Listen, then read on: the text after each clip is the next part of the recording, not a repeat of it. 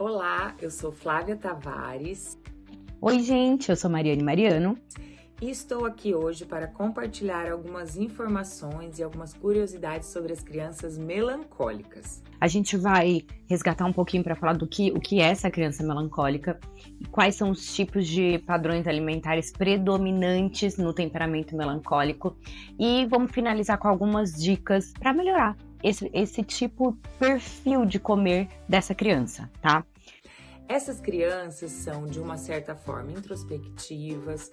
O termo melancólico não quer dizer que elas são tristes. Elas são crianças que podem ser muito alegres, mas de fato elas têm menos necessidade de dividir a alegria, a animação com o mundo. Elas ficam muito bem no próprio mundinho delas.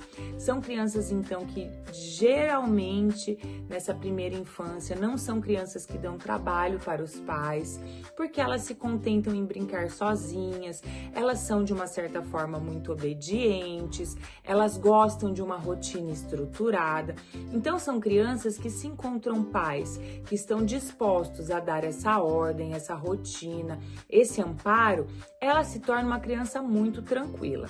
O fato é que também são muito sensíveis.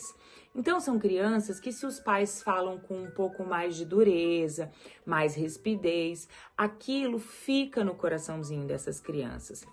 Elas sentem e guardam esse sentimento. E muitas vezes demoram para externar as suas emoções, os seus sentimentos. Então, o que pode acontecer é que essas crianças podem se tornar crianças que se ressentiram com alguma coisa que os pais falaram, se ressentiram com alguma situação de que viveram, mas elas muitas vezes não vão dar vazão a essa emoção de uma forma imediata. Então, são crianças que, se os pais não estiverem sempre atentos aos seus sentimentos, às suas atitudes, lá na adolescência, elas podem demonstrar alguns sentimentos em relação aos pais e um distanciamento emocional. E esses pais podem nem entender de onde vem tudo isso. E às vezes são fatos vividos na infância, né? Numa fase em que as crianças se sentem muito indefesas. Então, o que eu sempre oriento para pais de melancólicos é que esses pais precisam ser muito presentes, principalmente na vida emocional dos seus filhos. Eles precisam se sentir seguros, eles precisam ver que podem contar com os pais. O melancólico, por ele ter essa introspecção, por ser muito analítico, ele gosta de saber tudo que está acontecendo. Então, uma casa com desordem, uma casa com briga, isso pode desordenar muito o melancólico.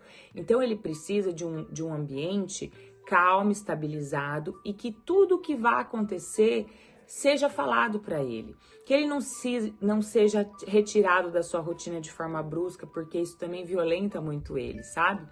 E também, além disso, por eles estarem sempre nesse conflito, nesse olhar no mundo interior, eles são muito perfeccionistas, então eles começam a analisar e ver muitos próprios defeitos e os defeitos das outras pessoas. Então, eles precisam de pais que mostrem o lado positivo da vida, que sejam pais alegres, otimistas, que mostrem para eles as coisas que eles fazem bem, que mostrem a beleza da vida. Então tem que ser uma casa também em que seja oferecido a beleza, o divertimento, a leveza da infância, porque isso é muito importante para eles. E eles também, como são perfeccionistas, esperam sempre o melhor momento de agir. Então os pais de melancólicos devem ser pessoas que estimulem essas crianças a entrar em ação, não esperar o momento perfeito para agir. E respeitar que talvez eles não sejam os primeiros a socializar, a fazer amizade. O filho melancólico tem que ser respeitado, principalmente se ele tiver pais de temperamentos quentes, né? Os coléricos, os sanguíneos, às vezes vão forçar essa socialização, que talvez para eles não seja o melhor jeito de lidar. Isso se demonstra de duas formas no seu tipo de comer. Um é o comer dito monótono, né? É a monotonia alimentar, porque ele passa a priorizar determinados grupos de alimento ou por comodismo, né? Então, assim, às vezes ele nem quer gastar muita energia com aquilo. O perfil, a criança melancólica é uma criança que tem uma capacidade de observação muito grande. Da mesma forma que ela não precisa expandir, ela acaba observando o ambiente ao teu redor com muito detalhe, né? Com detalhes assim que normalmente as outras crianças não observam. E é como se ela não quisesse gastar energia muito em pensar ali o que ela vai colocar no prato, o que ela precisa colocar no prato. Porque o ambiente todo está sendo observado. Então, ela tende a querer uma praticidade, um comodismo mais na hora da alimentação. Então, ela prioriza determinados tipos de alimento, ou por comodismo mesmo, ou por alguma restrição.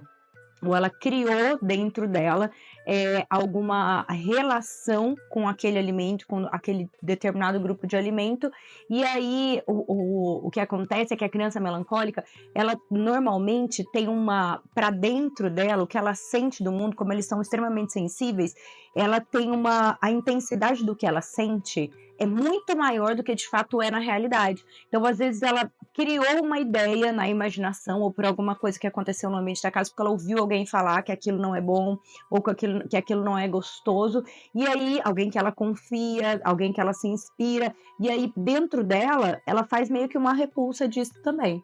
É uma restrição criada num ambiente onde ela vive, ou que ela teve convivência.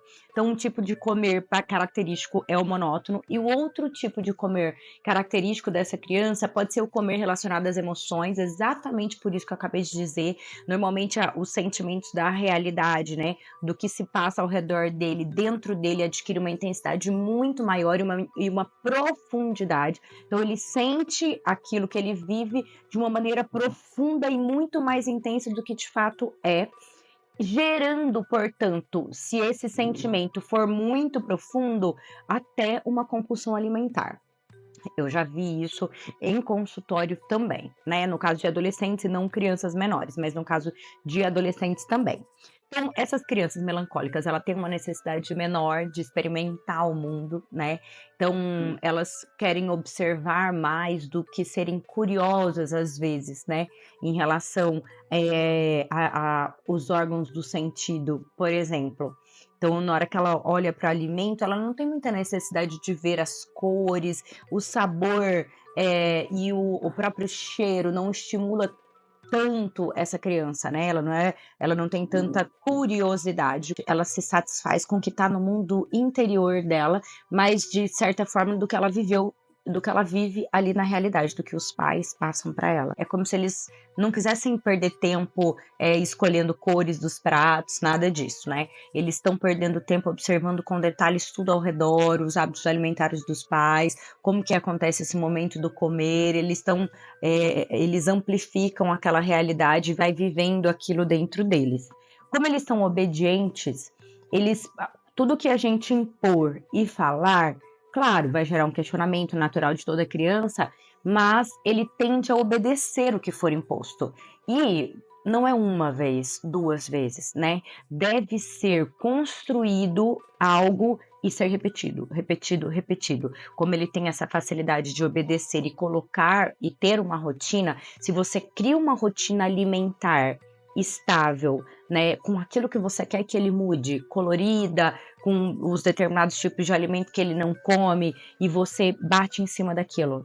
Ele tem obediência, é mais fácil de você consertar esse tipo de comer, tanto em relação à monotonia, principalmente em relação à monotonia alimentar, né? Em relação ao comer emocional, vai ajudar também, óbvio, né? Porque toda rotina estabiliza o melancólico, ele precisa saber do que vai acontecer, ele precisa dos detalhes e do desenrolar da vida dele. Então, se ele acorda, ele sabe que o almoço, que o jantar acontece sempre dessa forma, nesse horário, sem correria, né, organizado, com beleza, ele se acalma. Então, por isso que essa rotina vai trazer também uma melhora no comer emocional, que pode chegar a compulsivo dependendo da intensidade.